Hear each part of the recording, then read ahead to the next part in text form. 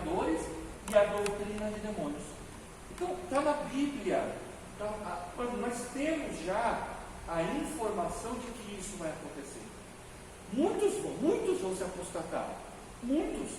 Não se iludem, irmãos. Vai acontecer de casos você falar assim: aquele irmão, aquela irmã se apostatou. Mas por quê? Porque deu ouvidos a espírito enganadores. E aqui eu faço um alerta. Aqui o espírito está com E maiúsculo, se referindo ao Espírito Santo, tá? E aqui o espírito está com E minúsculo. Então quem é aqui? Homens, tá? Então veja que Paulo está dizendo assim, o que faz um crente apostatar? Homens enganadores e doutrinas de demônios, tá? Tem uma pregação, vocês podem pesquisar na internet, no YouTube, do Augusto Nicodemos. Ele fala assim, eu não sei o título direito, mas digitar lá com certeza vai aparecer. Satanás pregando dentro de algumas igrejas, tá? Satanás pregando alguma coisa desse tipo assim, tá? Depois lá Nicodemos, Augusto Nicodemos, Satanás ou demônios pregando dentro da igreja assim. Ele vai falar sobre isso daí, tá bom? Então veja que nós já temos, irmão, eu já tenho a palavra. A palavra já me fala que nos últimos tempos, muitos vão apostatar da fé. Afastar, o sentido de apostatar é afastar-se da fé, abandonar a fé. Por quê? Porque deu ouvidos a homens enganadores e a doutrina de demônio, tá? Então esse é um perigo muito grande, tá? Continuando aqui, as palavras seitas e heresias são provenientes do mesmo vocábulo grego, haiesis, da qual se originou o termo heresia. Na transliteração para o latim, o termo ficou conhecido como secta, ou seja, seita. Didaticamente, pode ser entendida da seguinte forma: heresia. O que é heresia? Heresia é o conjunto de ensinos que não possui base bíblica, tá? Então, tudo que vocês verem a partir de hoje que não tem, pode, entende o que eu vou falar, tá, irmão? Eu gosto dessa matéria, e aqui eu tenho essa liberdade, de falar, porque os irmãos me deram essa liberdade, confia naquilo que eu falo, né? Em alguns núcleos eu preciso refrear às vezes o que eu vou falar, infelizmente, tá? Pode estar chovendo língua estranha, pode estar, se olhar assim a igreja, não, nossa, mas que movimento. Se não tiver base bíblica, é heresia. Mais nada. Ou a gente aprende a seguir o que está aqui, ou cada um vai fazer do seu jeito. Isso. E aí vira um negócio subjetivo. Por que nós temos a Bíblia? A Bíblia não é minha regra de fé? Eu não costumo dizer isso, o crente gosta de falar isso, né? Não, a Bíblia é minha regra de fé. Então segue ela. Se ela é minha regra de fé, eu preciso seguir o que está aqui. Então tudo que eu ver que não tem base bíblica, eu preciso tomar cuidado. Eu preciso, no mínimo, avaliar aquilo e falar assim, opa, eu vou ter cuidado com isso. Porque é desta forma, nós não vimos aqui, espíritos enganadores. Espíritos enganadores. Então está cheio de gente enganando. Está cheio de gente, mas que não está nem um pouquinho preocupado se o que ele está falando vai machucar alguém, se o que ele está pregando está destruindo a fé de alguém, se o que ele está pregando ele está mentindo, está enganando. Tem pregador que não está nem um pouquinho preocupado com isso. Se o que ele está querendo é só, eu quero deixar a porta aberta aqui para mim. Uma igreja desse tamanho? Eu não sei se a igreja aqui tem costume de abençoar o pregador, não sei. Tem? Eu imagino, hein? Mas o pregador de uma igreja desse tamanho, ele fala, o quê? Eu não posso fechar essa porta para mim, não. Aqui eu tenho que deixar a porta aberta para mim. Então ele prega. aquela pregação assim para amaciar o ego das pessoas. Que ele fala assim, opa, aqui eu deixei a porta aberta para mim. Tá? Cuidado, heresia é um ensino que não possui base bíblica. Simples. E eu tenho condições de saber. É só eu ler na Bíblia. Pronto. Tá? Mas que são ensinados e defendidos por um determinado grupo religioso. Então, por exemplo, a Testemunha de Jeová. Como a Testemunha de Jeová fizeram para divulgar as suas heresias? Eles tiveram que criar uma Bíblia para eles. Eles criaram uma Bíblia para eles, chamada Bíblia Tradução do Novo Mundo. Eu vou trazer para vocês. Tá? Então, como você chega com a Testemunha de Jeová para ele e fala assim, olha, abre a sua Bíblia em texto e tal, a Bíblia dele está preparada, ela foi preparada, condicionada para atender às necessidades dele. Só que quando eu sei que na minha Bíblia, na nossa Bíblia, está escrita a mesma coisa da Bíblia deles, é aí que eu tenho que ir. Você está entendendo? Porque se você deixar ele dominar a conversa, ele vai pegar os textos específicos e você fica, é verdade isso que você está falando, é mesmo, o texto diz isso. Mas quando você sabe o que está na Bíblia dele, e aí você vai com a sua Bíblia e mostra para ele, porque eu já falei para os irmãos, eu falei, o texto preferido que eu inicio uma conversa com a Testemunha de Jeová é Gálatas 1:8. Porque eu sei que na Bíblia deles está igual a nossa. Então eu chego para ele e falo, abre a sua Bíblia aí. Porque eu sei que ele vai abrir a Bíblia dele, está igual, não vai ter o risco de ele chegar e falar assim, mas na minha Bíblia está diferente. Então, eu sabendo disso já vou direto. Abra aí Gálatas 1:8. Que aí Paulo vai dizer, né? Se nós mesmo, um anjo do céu, viesse pregar um outro evangelho, além desse que tem pregado, seja considerado anátema, quer dizer maldito. Está desse jeito na Bíblia dele. A única diferença é anátema para maldito, mas é a mesma palavra. E aí você chega e fala, só me explica esse texto. Paulo não está dizendo que se aparecesse um anjo, e pregasse um outro evangelho, além desse que ele tinha pregado, era para considerar aquele que está pregando, que está ensinando, um maldito.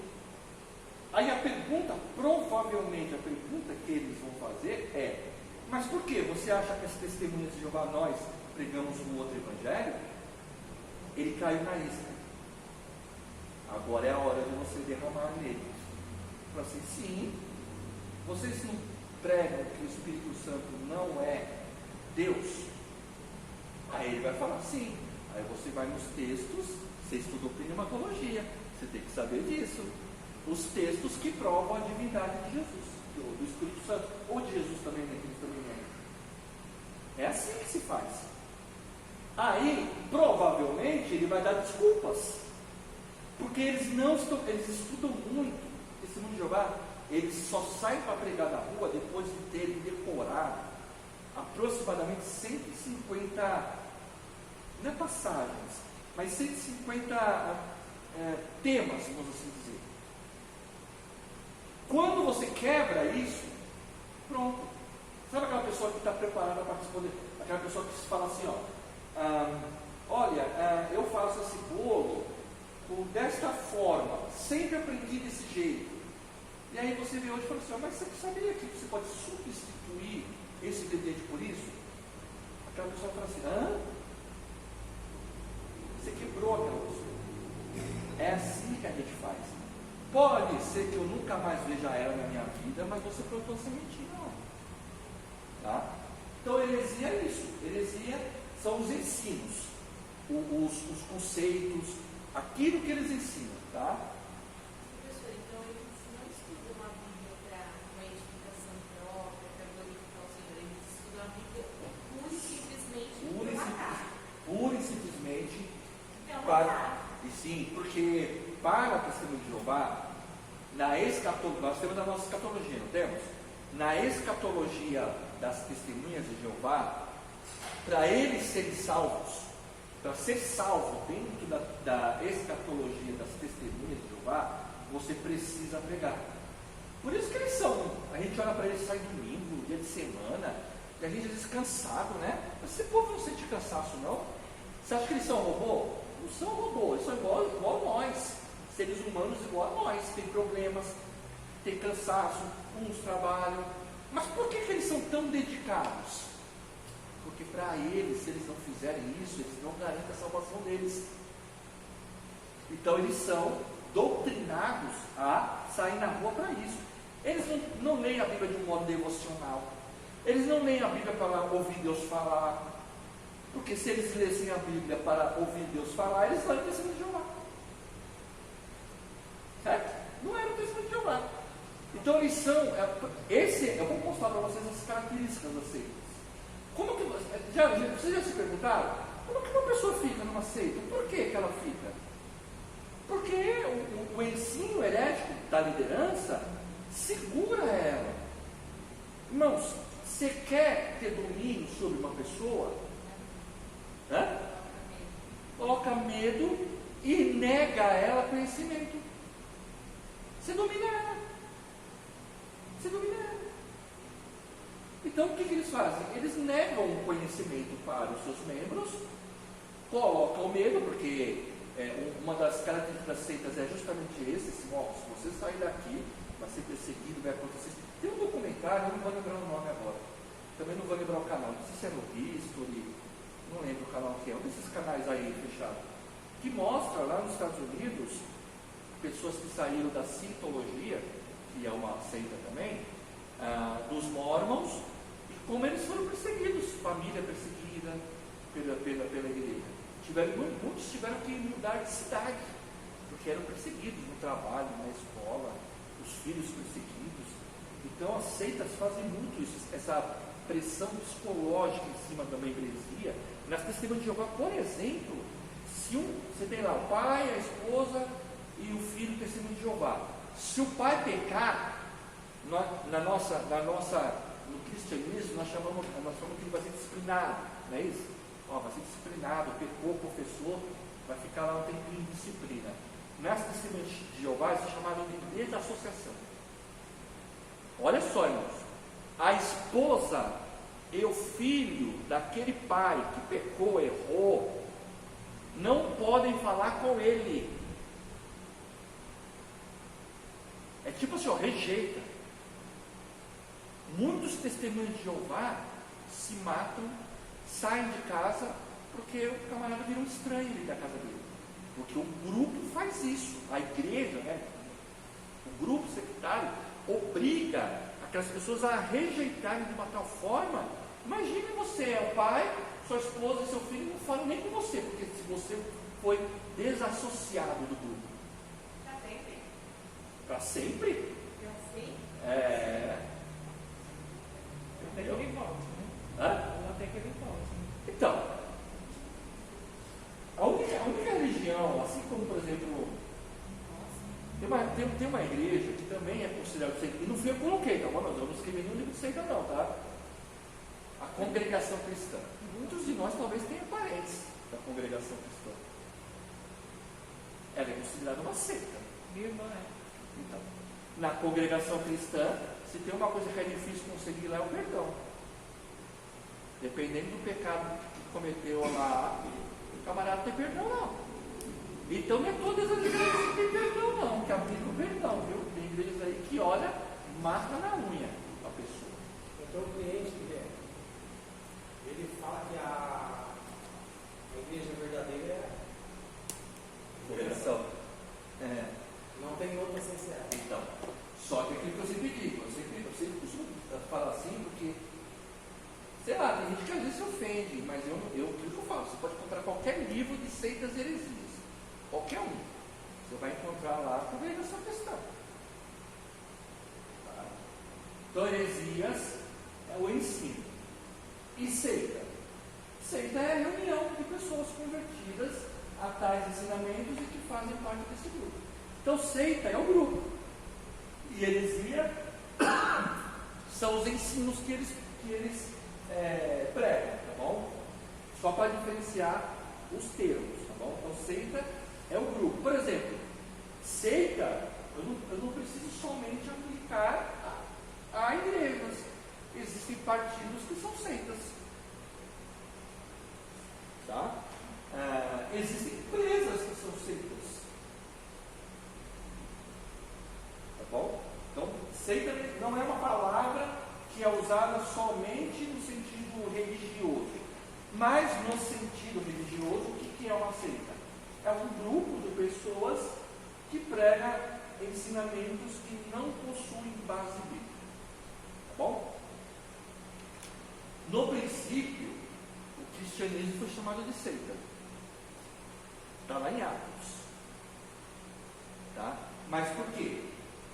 Lucas, quando ele escreve, Atos, o que o cristianismo era considerado? O cristianismo era considerado uma dissensão do judaísmo. No primeiro século, as pessoas que se convertiam ao cristianismo, na sua maioria, eram judeus. Então, assim, os judeus viam aquilo como uma rebeldia. Saiu de nós aqui e está no grupo lá, na seita lá. O cristianismo, no começo, é chamado de seita, tá bom? Então, no princípio, para nós, biblicamente, a seita teve um sentido assim negativo, tá? Mas depois o cristianismo foi se desenvolvendo, o cristianismo foi fundamentando as suas doutrinas, tá? E aí sim viu-se que o cristianismo não é uma seita.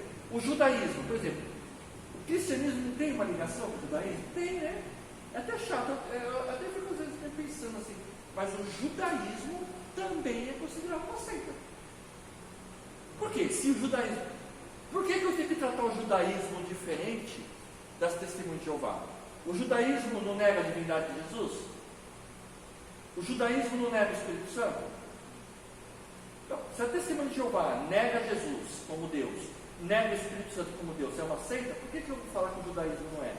Embora nós tenhamos um laço,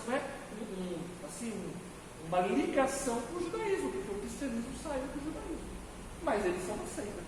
Nos livros de seitas e heresias, você também vai encontrar o judaísmo lá como seita. E aí, olhem só, como esse negócio é um negócio sério que nós estamos aprendendo aqui. Deixa eu ver. Não tem, graças a Deus. Mas se você já for em igreja que tem bandeira de Israel, se já for em igreja que tem o menorá, se já for em igreja que tem a Arca da Aliança, são igrejas judaizantes. São igrejas que estão fazendo o que Paulo falou lá em Gálatas, dizendo assim: por que vocês estão voltando ao judaísmo depois de terem aprendido o cristianismo? Meu Deus. É puxado. Uma igreja assim. Eu ficava tão confusa. Às vezes eu olhava para o Fábio e não estou entendendo. Hoje em dia tem igrejas que o pastor está pregando lá com chave lá, com kippah. Universal para ele. Universal, não. A gente conversava em casa. E ele já podia ter saído antes, mas eu achava que não era assim. Quando você vê eu nem digo, irmãos, eu não vou ser radical. Mas, por exemplo, tem púlpitos. Aqui não, aqui é a igreja moderna, né? Essa igreja aqui. Um dia eu vou pegar esse microfone. Eu sei que eu vou pegar esse microfone bonito aqui. Mas tem igrejas que o púlpito, você pega aquele púlpito, às vezes de madeira, e na frente tem aquele pedaço de vidro, e aí tem um desenho do candelabro, a menorá é aquele candelabro de 7 hastes. Eu nem vou dizer que isso daí é um problema, porque às vezes o púlpito, nem pratica o judaísmo. Mas tem igrejas que praticam, fazem festas. Nós vamos fazer aqui festa de Pentecostes, festa de tabernáculo, sabe? Festa de primícias. São igrejas judaizantes, que está querendo aplicar o judaísmo. Mano, isso aí passou. A gente não precisa nada mais disso. A igreja não precisa disso.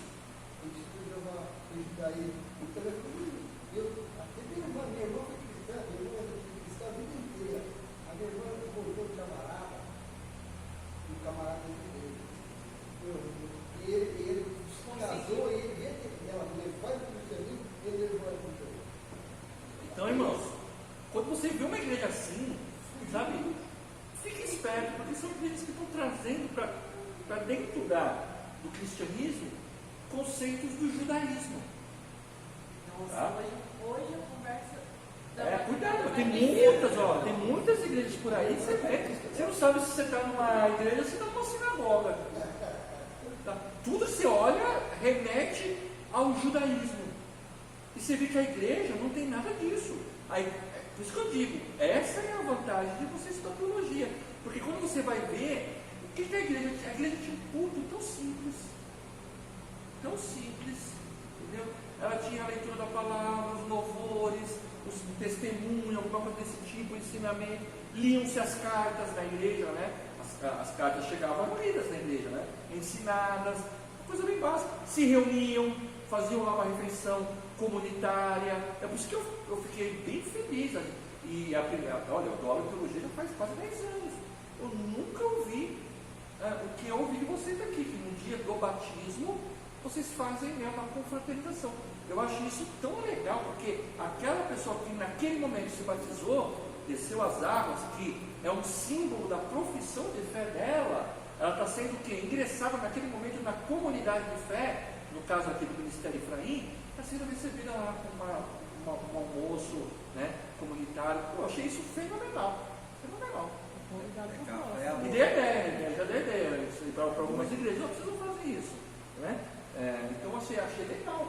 Essas coisas sim, é assim que tem que ser. Agora quando você remete ao judaísmo, né, como a irmã Márcia citou aqui, você assiste ao culto da Universal, está lá o Edir Macedo com o chalinho, o kippah, querendo pregar judaísmo. Todos eles, né? Todos eles. E os obreiros ficam embaixo tudo com aquele vestido branco, assim. Então, você pega, por exemplo, o Agenor Truque, chama de Agenor Truque, pregando com o saco de cinza, né? O saco, né?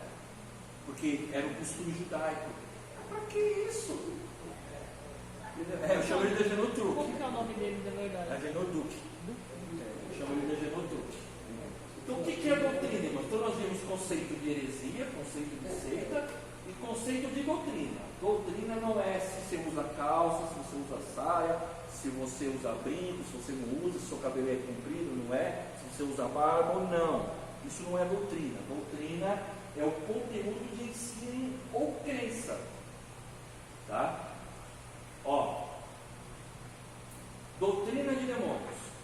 Então, veja. Doutrina de demônios, ensinamentos demoníacos, ensinamento que não tem nada a ver com Deus, tá? Então, doutrina é o conteúdo, é aquilo que se ensina, tá? Não é costume. Costume, cada igreja tem o seu costume, a sua prática, tem que ser respeitado, tá? Se naquela igreja as mulheres não podem usar calça, que se respeite. Se naquela igreja os irmãos não podem usar barba, que se respeite. Na outra pode, que se respeite, tá? São costumes. Agora, doutrina é outra coisa. Doutrina é o conteúdo de ensino. É aquilo que é ensinado. O que é a volta de Jesus? Como ela vai acontecer? Doutrina. O que é o batismo nas águas? Doutrina.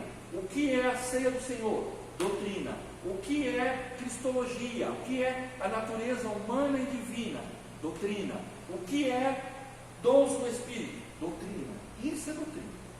Tá? Ela tem 3 origens: divina, que é a Bíblia; humana, quando é uma doutrina criada por homens; ou demoníaca, quando é o próprio demônio que está pregando, ensinando dentro da igreja. Mas é possível, irmão? Tem um texto lá em Apocalipse, uma das 7 cartas, que Paulo vai chamar uma das igrejas de sinagoga de Satanás. É uma carta para a igreja, e Paulo está dizendo: esta igreja, eu não me lembro qual que é agora, esta igreja, ela é uma sinagoga de Satanás. O que era uma sinagoga? Sinagoga não era onde os judeus aprendiam? Tinha um templo e tinha uma sinagoga. Sinagoga era como se fosse a escola, vai. Era onde eles aprendiam a Torá. Tá? Então vamos imaginar que aqui tem a igreja, tem os cultos, e tem aqui o curso de teologia. O curso de teologia seria a sinagoga. Paulo está dizendo, existem igrejas que são como sinagoga de Satanás. Ou seja, quem está ensinando lá é Satanás. Para nós aí. O que é doutrina humana? Hã? O exemplo de doutrina humana. Exemplo de doutrina humana. Vamos lá. Quando eu disse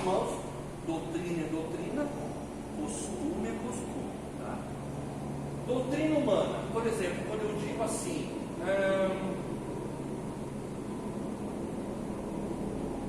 devo falar? Eu mandei para vocês um vídeo, quando nós estávamos aprendendo escatologia, eu mandei um vídeo para vocês,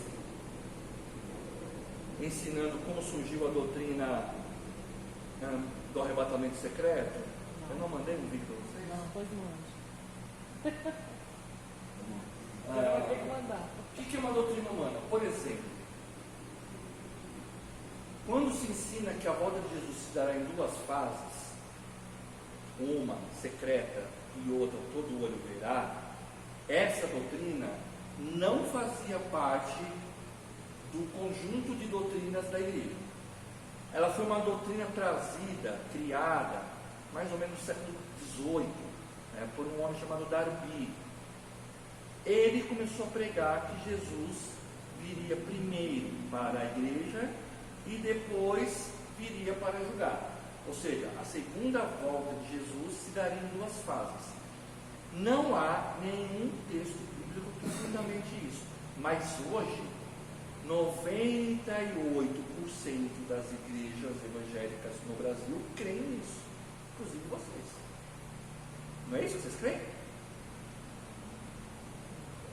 Não é isso? Não, pode falar. Ou vocês ainda não têm nada. Nós aprendemos essa escatologia. Lembra? Volta de Jesus em duas fases. Uma invisível e outra visível. Lembra o que eu falei? Que, olha, o que eu vou ensinar aqui para vocês agora é o que a apostila ensina. Não é o que eu creio, por exemplo. Tá? Para mim, Jesus vai voltar uma vez só. Isso, entendeu? Então assim, essa doutrina é uma doutrina humana, porque foi criada por um homem e impactou tanta gente. Lembra que eu falei para você assistir aquele filme lá, Deixado para Trás? Então, junto com Darby, o autor dos livros da série Deixado para Trás, que depois virou filme, ele abraçou essa ideia e ele divulgou isso daí, de uma tal forma que o cristianismo nos Estados Unidos, ele virou. A maioria nunca ouviu falar, ninguém acreditava nisso. Não era uma doutrina pregada pela igreja. Jesus voltará em duas fases. Não era. É uma doutrina humana. Tá? É claro que quem acredita nisso, vocês podem pesquisar, muitos teólogos muito famosos, vão defender esse ensinamento. Mas quando você vai para a Bíblia, porque para mim o que importa é quando eu vou para a Bíblia, não há uma fundamentação bíblica para comprovar isso. Isso é uma doutrina humana. Por exemplo, não pode tomar ceia quem está em pecado. Doutrina humana. Doutrina humana. A Bíblia não ensina isso. A Bíblia ensina a examinar-se cada um a si mesmo. É isso que a Bíblia ensina. E quando eu olho para, poxa, peraí, o que é a ceia? A ceia é o símbolo do corpo de Cristo e do sangue de Cristo. O sangue foi derramado para quê? Para a remissão do nosso pecado?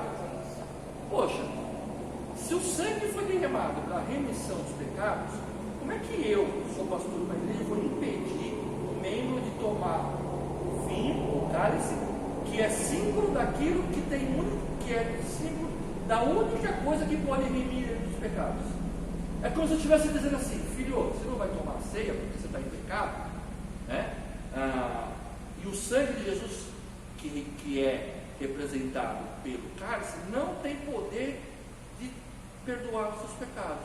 Eu estou afastando ele do sangue de Jesus.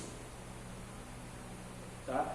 Então quer dizer que vira uma bagunça? Não estou dizendo isso. O que eu estou dizendo é que não tem amparo bíblico. Você não vê proibição. Pelo contrário, Paulo fala assim: examinai cada um a si mesmo e tome a ceia. Ele não fala assim: examinai a si mesmo e quem tiver errado não tome a ceia. Porque para o cristianismo é uma religião que veio para libertar, não para escravizar. Se eu não tenho consciência se eu devo participar da ceia ou não, eu preciso me converter de novo. Preciso me converter de novo. Eu aprendi isso aqui. A igreja que eu vim era assim. Até mesmo que a gente. Você aprendeu o quê aqui? Que a gente pode tomar essa ceia. Porque eu cheguei na pastora e falei assim, pastora, uma prima minha que não estava indo na igreja, não era de errado, porque ela não estava conseguindo ir devido a problema de saúde. Ela perguntou se ela podia tomar ceia aqui. Aí eu fui para a pastora, porque na igreja que eu vi era assim, e ela me explicou isso. Eu, quando fui líder de jovens, tive jovem que no dia da ceia vinha falar para mim, assim, eu já pensava, né? Eu conversava assim, Renato, a gente quer falar com o senhor. Pecou, né? Você já pensa logo, né? Jovem, né? Infelizmente, né? Aí eu falei assim, não, eu quero saber se eu posso tomar ceia. Eu falei, por quê? Eu falei, não, porque ontem eu discuti com a minha irmã, toma ceia em paz, chegar em casa você dá um abraço na sua irmã, entendeu? Toma ceia em paz. Olha só, por quê? Porque coloca uma pressão. Não pode tomar ceia, não pode tomar ceia, não pode tomar ceia. Cada um tem que examinar a si mesmo. Não, e tome da ceia. Tá? Então, doutrina humana. Tá? Escraviza. E a doutrina demoníaca é aquela que você olha e fala assim, não, isso aí só pode ser coisa do demônio mesmo, né? Pregar isso aí, ensinar isso daí é coisa do capeta, não tem outra fonte. Vamos lá. Como podemos identificar uma ceia? Como que eu posso olhar assim? Ah, você foi convidado para ir numa igreja, parente seu, né? Você falou, vamos lá, encheu o saco para você ir. Você marca um dia, você vai lá.